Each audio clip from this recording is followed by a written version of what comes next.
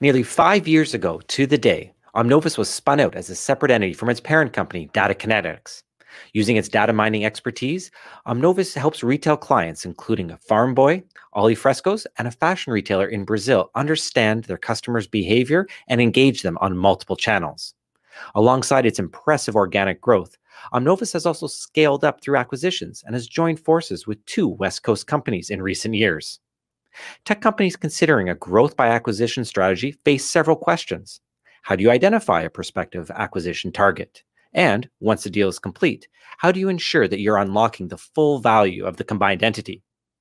We'll go inside Omnovus's M&A playbook this week on Techopia Live.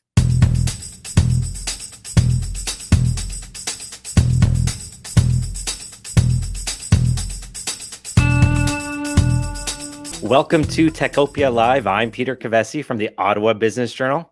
I'm joined this week by two fantastic guests. First, we have Alan Zandar, the CEO of both Omnovus and Data Kinetics. Alan, thank you so much for joining us. My pleasure, Peter. I'm very happy to be here. And we also have Colleen Kelly, the Vice President of Strategy and Operations at Stratford Managers, which is one of the sponsors of Techopia Live. Welcome, Colleen. Thank you, Peter. Colleen, let's stay with you. Could you just briefly introduce us to Stratford Managers and explain how it works with local tech companies? Certainly. So, Peter, Stratford Managers is a consulting firm based out of Ottawa. And really what we do is we try and help our clients achieve the results. So very much focused on companies that are trying to scale and also companies that are going through significant transformation. And certainly those criteria are very evident, particularly in Ottawa, and we do help a lot of clients in the Ottawa region. Great. And we're looking forward to tapping into your insights in the conversation. Alan, I wonder if you can just sort of take us back a little bit. Omnovus, is a relatively young company. Can you help us understand why did you choose to pursue a growth by acquisition strategy with this company? Yeah, great question. At times, I wonder that myself. But it really had a lot to do with can we step on the gas, a little bit faster? Naturally, being a tech company, we always sort of feel that we can innovate our way out of a lot of problems, right? But there really is actually only so much you really can do with the resources that you have. But the market doesn't necessarily wait around. So we decided to take a look at the cost benefit of doing an acquisition to accelerate our roadmap and our plans that we had rather than sticking to innovation ourselves. Cool. So, my next question, this is one on, on the OBJ side. Whenever we're reporting on deals, we often, catch wind at them either when they're just about to close or they've closed. Take us behind the scenes. You've closed two acquisitions with Omnovus. How did these deals come together? How did you identify these targets and determine they were a good fit? Yeah, we took a pretty serious look at what we wanted to do with our product. And we were pretty serious and honest with ourselves as to what our core competence is, what's our bowl of skills that we had. And the case of Omnovus coming from Data Kinetics, that had a lot to do with rules and rules-based processing. Data Kinetics is the company that's behind doing a fair amount of the rules that major credit card companies use for authorizing transactions, or if you've used an ATM today, or if your company pays you with a payment service where you all get your paychecks at exactly the same time. There's rules and stuff that go around that, and we're very good at that. But we also kind of knew as we looked into this a little bit more that payment, and in particular handling micropayments, were probably going to be something that retailers were looking at and wanting to do. And we wanted to very quickly onboard that expertise that would be there, and finding someone that actually already had some of the technical partnerships that were in place was definitely a handy thing that we were looking for. And in the other case, we knew that inventory and inventory transparency was also going to be something that digital and this whole sort of notion of omni-channel and retailers looking to engage with their customers a lot more. One of the big problems that we thought would exist was I often don't like it, right? When you go to a store and you want to buy something and it's not there. And then, of course, you work with someone who at the store and they say, oh, well, maybe it's at this other location. And you say, sure. And you drive over there and you go there. And then, of course, they can't find the product and all that kind of stuff. So we knew that this is likely a problem for retailers. And is someone already addressing that and addressing that in a, well, let's call it a unique and creative approach, because that would match us. So we identified where we thought we were good, what were some of the problems that we wanted to be sure that we really could talk to, and then rather than maybe looking for who's the biggest, we kind of looked for more of who did we feel was the best or was the most unique, came up with a short list and just started having some conversations. Colleen, let's bring you into the conversation. You help advise your clients on M&A strategy. What is some of the steps or criteria that you help your clients establish? Yeah, so picking up on some of Alan's comments, certainly the acquisitions are a pretty key strategic lever for a lot of companies and accelerating their growth. And as companies become kind of get more and more acquisitions into their strategy, I mean, there's a process to that, right? And it's and they're quite difficult. So it's not something you really want to learn on your own, I think. And so what we've been finding with our clients is that people are trying to build kind of that muscle to do M&A.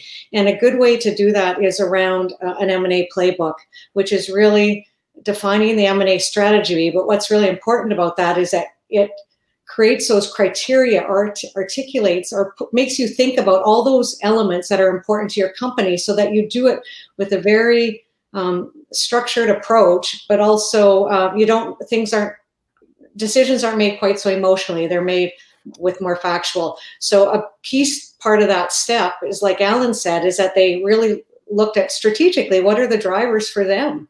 And so is it geography? Is it technology? Is it talent? Is it, financial top line revenue? Like, what are you trying to acquire? And really understanding that and then developing a plan that goes with that. So I'd like to look at this topic now from what happens after the deal closes. Alan, the firms that you acquired had a presence on the West Coast. Obviously, we're here in Ottawa. Tell us how you approached that geographic barrier. How did you make sure that the teams started to work together and come together? Yeah, that was actually something that we were pretty conscious of. And I like actually what Colleen just said about emotion, because, there's emotion about the deal, right? You get vested in kind of wanting to do it. And then there's the emotion of now it's kind of done, let's get to it and start bringing people together. We really spent some good time trying to really understand what was the culture of the company that we're bringing in to Omnovos. Of course, we like to think we've got a really great company culture. People, love to work at Omnovos. We work really hard at making Omnovos being a good place to work, and the management team spends considerable amount of time and effort thinking and talking about company culture and how can we improve it. But luckily, to be fair, the acquisitions that we didn't come with hundreds of people, which I think is an entirely different type of problem. They were smaller than that. So it was a bit easier for us to get our head around, how are we going to make people feel welcome? And, kind of funny how COVID has sort of come along and in a way given us this blessing of forcing us to all work with video and to actually now more interact personally instead of just via emails and maybe a cell phone text or something like that.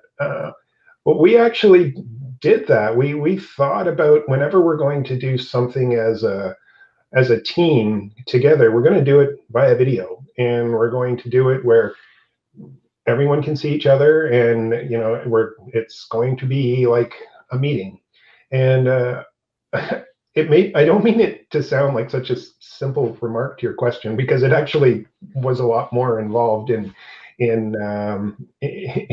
just setting up a video and making sure people are now going to be comfortable with video. We had to go through all of that on both sides, Vancouver and Ottawa, and then actually start to get comfortable in implementing video as something that we're going to do. We have a regular town hall that we do every Tuesday. Every Tuesday, the company, prior to COVID, we would get together and we would have a hot lunch, and we would discuss, the week ahead, any important corporate updates that we need to go on.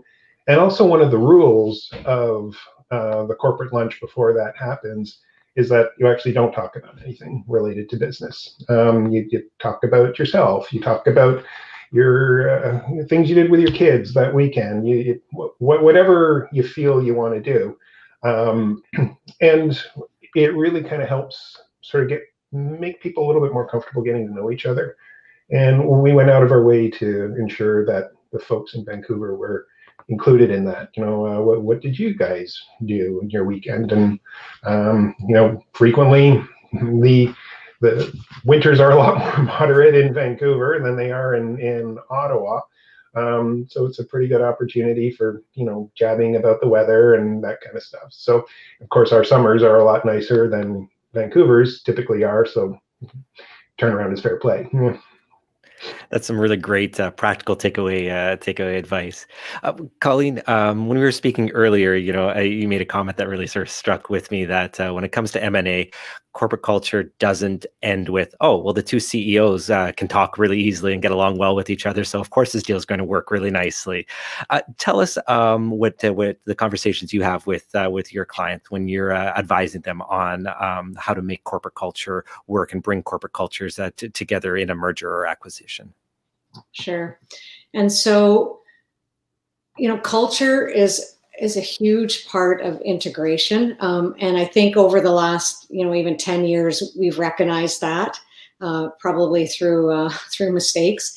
But I think one thing that Alan did say that's relevant here is that the size is important, because if you're doing, before I kind of get to the culture piece, when you're thinking about pre-integration, it's what is your integration strategy? And is this just a tuck-in where there's a half a dozen people that you're just like literally tucking in? Or is it, hundreds of people and there's a major transformation?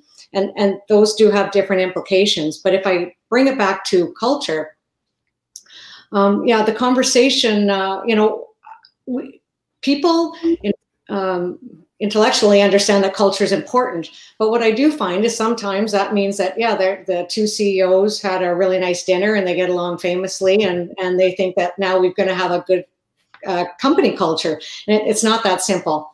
And so couple of key things for me is that, and what we advise our clients on, is that we have to start looking at culture very on in the process. And so that really comes down to at pre-qual. So when you're looking at your, potential acquisition targets, having a very simple cultural checklist there. When you get into due diligence, you do a deeper dive. And at that point, what I'd like to do is a cultural, some sort of cultural gap analysis. So understanding your culture, understanding the culture of the acquiree, and then doing a little bit of a comparison and a gap analysis, and understanding those gaps, and even thinking through, like, are we able to overcome that, or what are the things that we need to do to mitigate those differences so that they don't become a big deal as you get into the integration stage. And then I like to continue to do that work in in the integration process as well. And we spend as much time now on the tactical integration activities as we do on culture and change management. And I really feel that that is a key to success of integration.